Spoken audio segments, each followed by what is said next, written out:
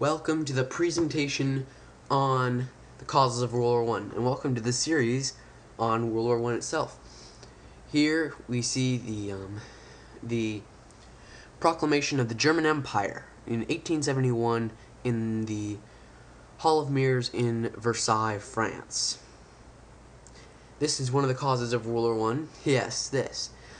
This proclamation of the German Empire was put into effect after the end of the Franco-Prussian War. Not only was the Franco-Prussian War fought and then the Treaty of Versailles signed, wherein the proclamation of the German Empire was given, but also Germany took from France, with whom they had been fighting, two territories, Alsace and Lorraine, which were two territories which used to belong to the French, but now were given to the Germans.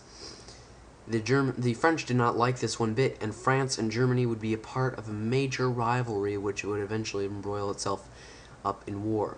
One of the reasons that there are really two reasons that the World War I spread so fast. One was alliances. Alliances were common all throughout Europe, and soon almost every country in Europe was part of some alliance. The other was imperialism. This is a map showing Africa. The black areas right here are German-controlled areas. The red is French. The green is Italian. Blue is French. I'm sorry, and red is English. Belgium is in yellow. This little, light green color is representing Portuguese colonies, and then finally the gray represents independent countries, of which there are only two, Liberia and Ethiopia. And so this is Africa at the time of World War I, and as you see, the war became a world war because of this, because France would call on all of its soldiers from here, and United Kingdom would call on all its soldiers from here, and Germany would call on all of its soldiers, and soon, as you can see, people from all over the world were coming to fight in World War I. And another reason was laid in the Balkan Peninsula, which is just south of Eastern Europe and just north of Turkey, and that peninsula right there, just east of Italy, where Serbia and Montenegro, Bulgaria, Greece, Romania, Hungary, all those countries are. And there was some things going on in the Balkans on the eve of World War I that were very, very important in setting off the war. This is a political cartoon of the period that shows the great powers of Europe trying to huddle around the boiling cauldron of Balkan troubles before it explodes. The main Balkan trouble was the German versus Slav rivalry. Now, Russia and Serbia were Slavic nations. Their people were mainly Slavs, which is an ethnicity.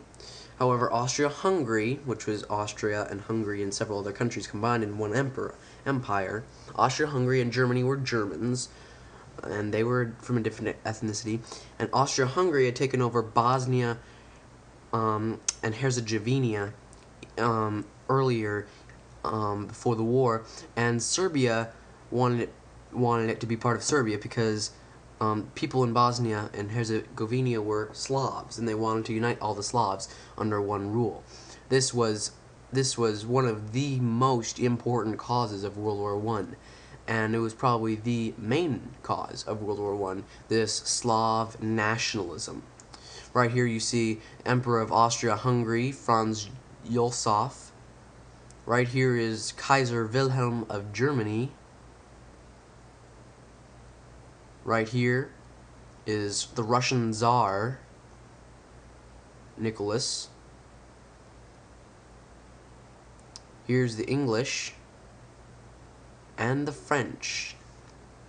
And these are the great powers who are trying to trying to suppress the Balkan troubles. What really set the war off, however, was the assassination of the Austro-Hungarian Archduke Franz Ferdinand. Here you see the arrest of his assassin Gavrilo Princip in Sarajevo, Bosnia, 1914.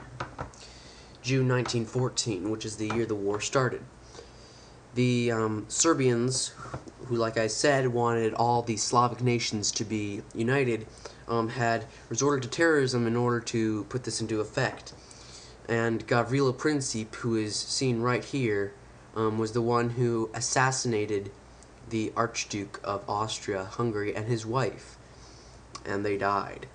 And this is what I like to call the spark that ignited the well-oiled bundle of firewood and started World War I. Because you see, the European powers had just been keeping on throwing on firewood again and again, and more rivalry and tension increased until finally Gavrilo Princip fired the shot and lit the match and started the spark that would ignite the war. And so this would be a day that would live on in infamy if there ever was one. Those are the main causes of World War I, and now we're going to look at the war itself and how these causes played out to be what historians now sometimes call the Great War.